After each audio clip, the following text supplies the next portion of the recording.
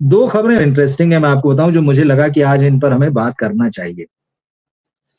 एक तो अजय देवगन के पिताजी वीरू देवगन, जो अब बीच में नहीं है, इस दुनिया में नहीं है, जो कि बड़े एक्शन कोरियोग्राफर थे। तो उनके इस बर्थडे पर अजय देवगन ने एक फिल्म का टीजर, अनाउंसमेंट टीजर लॉन्च किया है।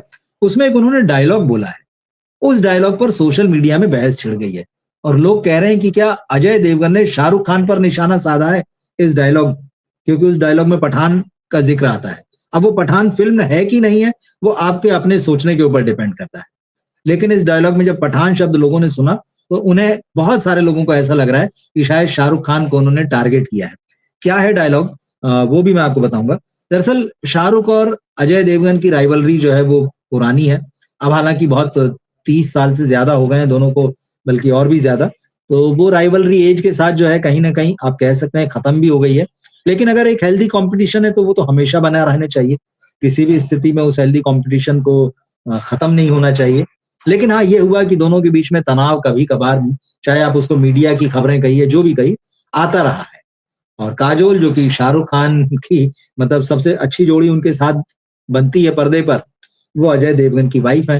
तो कई बार ये भी आया कि भाई क्या काजोल ने कभी दोनों के बीच में समझौता कराने की या मेल मिलाप की कोशिश नहीं की, वो सारा अलग चैप्टर है।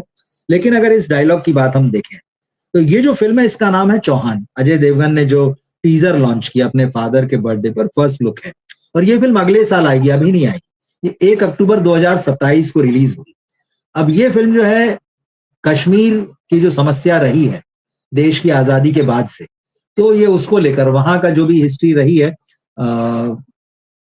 अब तो हालात बदल गए हैं वो, लेकिन वो जो दौर था जिसमें वहां कश्मीर में आतंकवाद का, जो पाकिस्तान परस्ती कभी जो बातें होती रही है, या पाकिस्तान प्रायोजित आतंकवाद की बातें होती रही, उस दौर की बात ये फिल्म करती है। और वो सारा दिखाया गया कि कैसे मतलब ईंट का जवाब पत्थर से देना चाहिए, तो फिर वही है कि सामने वाला भी जब पत्थर उठा ले तो क्या करें। तो फिर बताया कि भाई सेना ने कैसे हैंडल करने की कोशिश की, कभी पैलेट गन से, कभी वाटर कैनन से, क्योंकि भाई फायरिंग वगैरह की अनुमति तो नहीं मिलती थी। रेयर केसेस कभी हुए हैं वैसे, तो मॉब कंट्रोल करना। तो ये कहीं उसी मुद्दे पर है सारा मामला जो है चौहान का। और अजय देवगन जो है वो चौहान नाम के आर्मी मैन होंगे या स्पेशल एजेंट होंगे, अभी हमें नहीं पता, दिखाया गया। और फिर जब वो उस भीड़ की तरफ आगे बढ़ते हैं, बहुत बड़ा मॉब है, बहुत बड़ी भीड़ है, तो फिर जब अजय देवगन आगे बढ़ते हैं तो वो कुछ इस तरह से कहते हैं कि भाई 75 साल जवाब आ रहा है, पठानों से कहना चौहान आ रहा है। अब यहाँ जो पठानों से कहना जब आता है तो लोगों ने इसको जो है इस तरह से भी लिया है कि शाहरुख खान को कहीं ना कहीं अजय देवगन चैलेंज कर रहे हैं कि भाई आप तो पठान बने थे, अब मैं चौहान बनकर आ रहा हूँ। तो इस तरह से काफी कुछ लोगों ने लिखा कि अपने इस डायलॉग के थ्रू अजय देवगन जो है वो शाहरुख का मजाक उड़ा रहे हैं। किसी ने लिखा कि वो इंसल्ट कर रहे हैं। और फिर एक और चीज उसमें लोगों ने थोड़ा सिमिलैरिटी देखी कि कहीं ऐसा तो नहीं कि मजाक उड़ाने और अपमान वाली बात है। जवान में आपने देखा होगा शाहरुख खान एक हाफ फेस पे मास्क पहने रहते हैं। पोस्टर बहुत चर्चित हुआ था और फिल्म में भी दिखे थे वो उस तरह से, उनकी आइडेंटिटी को छुपाए रहते हैं। यहाँ भी अजय देवगन जो है चेहरे पर, आप उसको एग्जैक्ट मास्क नहीं बोल सकते, वो एक रुमाल बांधे हुए हैं। वो आता है ना जिसमें स्कल बनी है, खोपड़ी, तो नीचे का हिस्सा जो है नाक और वो, और ऊपर उनका चेहरा दिख रहा है और बाकी तो लोग उसकी तुलना शाहरुख खान की फिल्म के मास्क से कर रहे हैं। तो इसी सिमिलैरिटी को देखते हुए बहुत सारे लोगों का कहना है कि भाई ये जो है मजाक उड़ाया जा रहा है शाहरुख खान का। तो अब जैसे कि होता है सोशल मीडिया में, जब दो बड़े स्टार होते हैं, उनके फैंस टकराते हैं, बहुत सारी बातें होती है, आरोप प्रत्यारोप लगते हैं। और जहां तक पठान की बात है, तो बॉलीवुड की मोस्ट सक्सेसफुल फिल्मों में से है। इस फिल्म ने जो है 1000 करोड़ रुपए से ऊपर का बिजनेस किया था।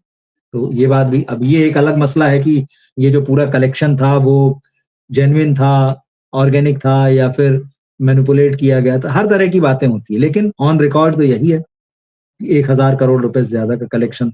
और 2023 में शाहरुख खान ने इस फिल्म से जबरदस्त कमबैक किया था। 2018 में उनको घर बैठ जाना पड़ा था जब उनकी फिल्म जीरो फ्लॉप हो गई थी, और उसके बाद फिर वो बहुत सोच समझ के फिर उन्होंने कमबैक भी बोल सकते हैं इसको, प्लान किया, और पठान और जवान और डंकी एक ही साल में 3 फिल्में लाए। अब पठान और जवान तो बहुत बढ़िया किया बॉक्स ऑफिस पे इन दोनों फिल्मों ने, लेकिन डंकी में लोगों को मजा नहीं आया, और बॉक्स ऑफिस पर पठान और जवान जैसी बात नहीं बनी।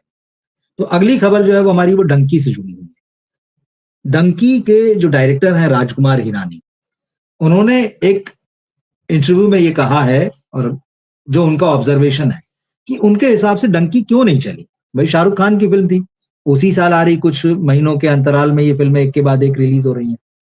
2 फिल्में तो चल गई, तीसरी में ऐसा क्या था? तो हम कह सकते हैं भाई मजा नहीं आया, कनेक्ट नहीं हुआ ऑडियंस से, स्क्रिप्ट कमजोर थी, कहानी जो थी ऐसी नहीं थी कि जो लोगों को बहुत अपनी सी लगे। शाहरुख खान का भी जो एक नॉन ग्लैमरस टाइप का रोल था इसमें, क्योंकि भाई पठान और जवान में तो वो एक्शन कर रहे थे और बड़ा स्टाइलाइज्ड मामला था, और यहाँ एकदम बड़े पंजाब के एक नॉर्मल से लड़के बने थे वो, तो दर्शकों को मजा नहीं आया उनके कैरेक्टर में, ये कई सारी चीज। लेकिन इस पूरे मामले में राजकुमार हिरानी क्या सोचते हैं, वो अपनी इस फिल्म के फेलियर कह सकते हैं बॉक्स ऑफिस, वो कैसे देखते हैं, उनका क्या कहना है। अब डंकी के बारे में उन्होंने कहा कि भाई ऑडियंस जो होता है किसी भी फिल्म से अपने लाइफ एक्सपीरियंस से कनेक्ट करता है, कि एक देखने वाले का, एक दर्शक का, मेरा या आपका जीवन में क्या अनुभव है, वो हम फिल्म में देखने जाते हैं, या अगर फिल्म में वो हमारे अनुभव जो है, फिल्म में जो कैरेक्टर है, जो हीरो है या कोई भी कैरेक्टर हो सकता है, उसके अनुभव से या उसकी जो कहानी चल रही है वो सेम है हमारे अनुभवों जैसी, तो हम उससे कनेक्ट हो जाते हैं। उन्होंने कहा दरअसल हमने जो कहानी में दिखाया इलीगल इमिग्रेशन, अवैध तरीके से आप किसी दूसरे देश में चले जाते हैं, वहां गलत तरीके से घुसते हैं, वहां रहते हैं, काम करते हैं। उन्होंने कहा ज्यादातर पॉपुलेशन के साथ तो ये बात होती ही नहीं है, मैक्सिमम पॉपुलेशन, बहुत छोटा सा तबका है वो। और दूसरी चीज उन्होंने कहा कि भाई क्योंकि कहानी तो मिडिल क्लास की है, middle class, lower middle class, upper middle class, जो भी आप उसको जितने हिस्सों में बांट लें, पर मोटा मोटा मिडिल क्लास।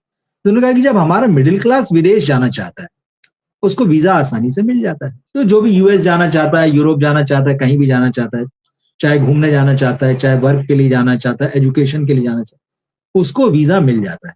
तो ये इलीगल इमिग्रेशन की प्रॉब्लम जो है वो बड़े तबके के साथ नहीं, वो बहुत छोटे से, जो एकदम गरीब हैं, जो इन चीजों को अफोर्ड नहीं कर सकते हैं या उस लेवल पर एजुकेटेड नहीं है, ये उस तबके की समस्या है, और ऐसा बहुत थोड़ा सा तबका है। इसीलिए राजकुमार हिरानी कह रहे हैं कि जब मैंने ये वाली बात दिखाई कि कैसे हवाई जहाज में छुप कर जाते हैं, या कैसे मुश्किलों से जो है वो बॉर्डर इलीगल ढंग से क्रॉस करके एक देश से दूसरे देश में प्रवेश करते हैं, मिडिल क्लास ने इससे कनेक्ट नहीं किया। देखिए अपर क्लास को जो है सोसाइटी का, उसको तो ऐसी फिल्म से कोई मतलब ही नहीं है, बिल्कुल क्लियर है, वो लोग ये सब फिल्में देखते भी नहीं है। और बॉलीवुड का ही बहुत सारा अपर क्लास है जो अपना ही सिनेमा नहीं देखता है, तो उन्हें तो इस फिल्म से मतलब नहीं था। जो गरीब है, जो 5 किलो अनाज पे चल रहा है, मुफ्त के राशन पे, या जो और भी उससे अगर थोड़ा भी बेटर होगा, तो उसके ऐसे कोई ख्वाब नहीं है, उसके ऐसी कोई जिंदगी में ऐसा कोई मोड़ नहीं आ गया, तो उसको भी मतलब नहीं। तो बहुत बड़ा क्लास है। अब बचा मिडिल क्लास, तो ले दे के सिनेमा को, बॉलीवुड को आज भी मिडिल क्लास ही चला रहा है। और ये बड़ी विडंबना है कि इस मिडिल क्लास के लिए बॉलीवुड के पास कोई सिनेमा नहीं है। रेयर कभी आ जाए, 12th फेल जैसी कोई पिक्चर आ गई, या जैसे अभी मैं वापस आऊंगा, तो एक वो अलग तरह का कनेक्ट है। बॉलीवुड ये कनेक्ट वाली फिल्म नहीं बना पा रहे, तो कायदे से राजकुमार हिरानी यहाँ अपने इसी फेलियर को जो है अलग ढंग से डिस्क्राइब कर रहे हैं कि मैं मिडिल क्लास की फिल्म बना तो रहा हूं, लेकिन मैं उस कहानी को दिखा रहा हूं जिससे कि वो बहुत ज्यादा इमोशनली जुड़ता नहीं है, और वो इसलिए नहीं जुड़ता है क्योंकि उसकी जिंदगी में ऐसी घटनाएं नहीं होती है। तो लेसन फिर यही निकल के आता है जो कल इम्तियाज अली ने भी कहा था और हमने डिस्कस किया था, आप वो सिनेमा बनाइए सक्सेसफुल होने के लिए जो ऑडियंस से कनेक्ट करता हो, जिसकी कहानी उसकी जिंदगी से सीधे या कहिए घूम के, मतलब प्रत्यक्ष या अप्रत्यक्ष रूप से कहीं ना कहीं जुड़ती।